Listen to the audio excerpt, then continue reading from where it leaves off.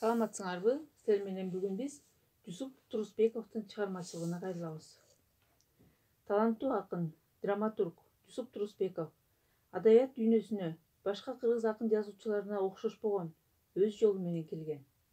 20-30 жылдардагы адабиятыбызга көз жүгүртсөк, анда бир катар акындарыбыздын алгачкы чыгармаларында али такшалбагандык, фольклордук эстетиканы аң сезимсиз ээрчүү сыяктуу белгилерди байкайбыз. Жусуптун басмага жарыялаган алгачкы эле ырлары кыйла жеткилең жазылып, адабиятка даяр акын катары келгендигин айкындап турат. Муну анын замандаштарынын өздөрү да танбайт.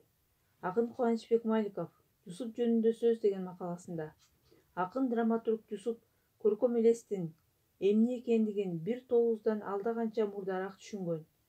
Ар кайсы бирөөлөрүбүздөй ач кыйкырык, ала бармам жел сөзгө корштон болбой, күлүк оюн, дүйнөгө терең көз карашын, өз заманына сүйүүсүн, адамды кубантарлык терең адабий элес аркылуу берген, деп эскерип кетет.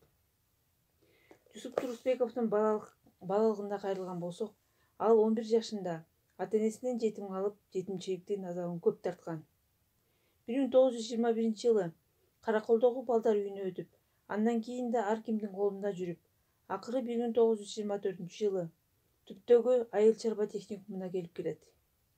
Ошол техникумда окугандан баштап Жусуп чыгармачылык ишке кызыкканын аны билген адамдардын эскерүүлөрүнөн байкоого болот. Техникумда деп жазган бул жөнүндө Дөгдуров. Комсомол ячейкасынын органы, Эки Дуа газетасы, кол жазма менен Жаш тилек деген журнал чыгуучу. Биздин Дуал газетабызда, кол жазма менен чыгарылган журналыбызда да кыска макалалар, кабарлар, ырлар, аңгемелер жазылуучу. Мукай Элебаев, Жусуп Турусбеков, Молдогазы Токобаев өздөрүнүн биринчи ырларын биздин Дуал газетабызга жана кол жазма журналдарыбызга жазышкан. Бул Дөгдуровдун эскерүүсү. Жусуп Турусбеков Фрунзеге 1928-жылы келет. Бул жөнүндө Кубанычбек Маликов өз учурунда эле Жусуп менен биринчи жолу 1928-жылы ал Фрунзеге келгенде таанышtым деп жазган. Муну тактап коюунун кажаты мында. Жусуп 1928-жылы Фрунзеге келер менен эле азыр даңктуу чыгарма катары өз баасын алган Ленин жолу ырын республикалык басма сөзгө жарыялоого сунуш кылып келип отурбайбы? Мунун өзү чыгармачылык ишинин төл башын миңдеген окурмандардын сыноосуна алып чыгуудагы эң жооптуу башталыш катары өзгөчө мааниге ээ болууга тийиш. Ленин жолу чынында да Жусуптун акындык тушоосун кескен, анын акындык жекече белгилеринин өркүндөшүнө негиз болгон жана бүткүл чыгармачылык арымына багыт берген эң олуттуу ыр. Тематикасынын орчундуулугу, публицистикалык стиль, ташка тамга баскандай тактык, ыр түзүлүштүн жаңы түрүнө умтулуу, Жусуптун көпчүлүк ырларында мүнөзү өзгөчөлүк катары көрүнгөндүгүн анын кийинки чыгармалары бүт бойдон ырастап отурат.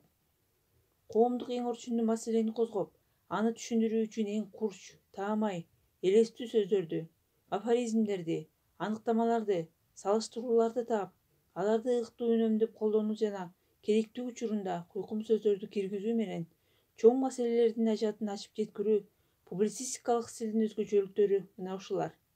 Ал эми аны поэзияга колдонуу бул өзүнчө бир чоң чеберчиликти талап кылуучу машакат.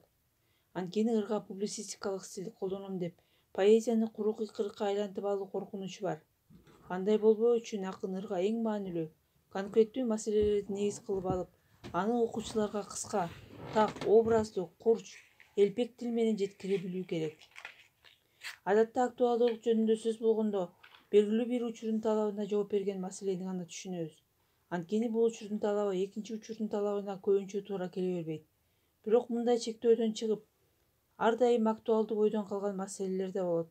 Ал эми мындай маселени табуу гана эмес, талапка татырлык кылып иштеп чыгуу жазуучунун, акындын дараметине жараша болот.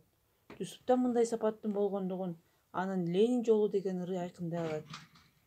Жусуп Ленин жолунда коомдук мааниси теңдешсиз зор маселени Октябрь социалисттик революциясынын кыргыз өңдүү эзилген элдерге азаттык, теңдик алып бергендигин түшүндүрүүнү максат кылып койгон.